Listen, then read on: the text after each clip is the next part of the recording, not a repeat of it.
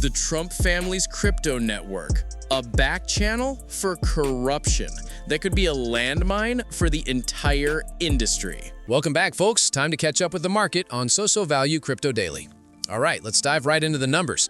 After a bit of a dip, the market is showing some green shoots today. The total crypto market cap is up a modest 1.1%, bringing us to $3.77 trillion. It's always nice to wake up to green, even if it's just a little. Taking a look at the big players, Bitcoin is up 1.33%, currently trading at $108,200. A little hopium for your morning coffee.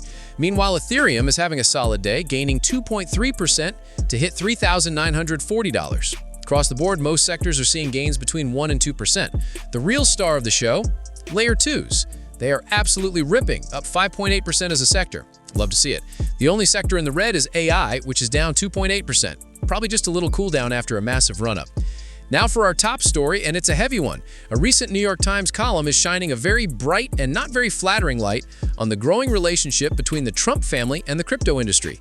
The report warns that these connections could pose even bigger risks than scandals we've seen in the past. It specifically points to a network of Trump-associated tokens like WLFI and a stablecoin called USD1 that are allegedly being used as back channels for donations and value transfers, both domestically and internationally.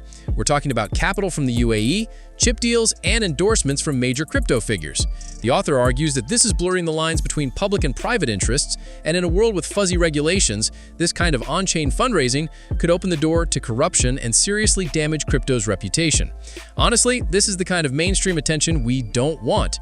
We're trying to build a legitimate financial system here, and getting tangled up in high-stakes political drama that screams conflict of interest is a major reputational landmine for the whole space.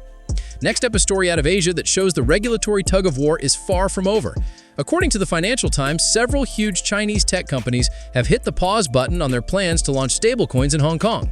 Why? Because they got a call from Chinese regulators. The governor of the People's Bank of China reportedly told them to slow their roll, warning about the risks of fraud and instability.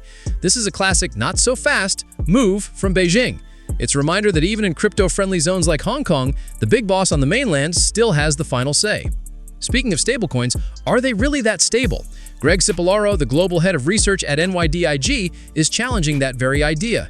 He argues that major stablecoins like USDC, USDT, and USDE aren't truly pegged to the dollar. Instead, their value just fluctuates with market supply and demand. He points to the massive liquidations back on October 11th, which caused sharp price swings and exposed just how vulnerable they can be. He says their stability is really just the result of arbitrage traders constantly buying and selling to balance the price. It's a super important point. Many people think their stablecoins are just digital dollars, but there's a complex machine working underneath, and sometimes that machine can sputter. And in our What Not to Do segment, we have the Astronova incident. This crypto AI project recently saw 8.3% of its brand new RVV tokens dumped on the open market, leading to a $10 million loss. The project is blaming a compromised third-party market maker, but the crypto community is raising its eyebrows and screaming, "Rug pull!" The tokens were swapped for USDT, which is odd because Tether can freeze tokens linked to fraud. Astronova promised to buy back the tokens, but they've only repurchased about a quarter of what was sold. With the suspicious token launch, shadowy investors, and last-minute changes to token unlocks, this one has more red flags than a bullfighting festival. Finally, in some lighter Web 2 meets Web 3 news, X, formerly known as Twitter, is launching a handle marketplace. Eligible premium subscribers will soon be able to trade account IDs, so if you've always wanted that cool short username, you might be able to buy it.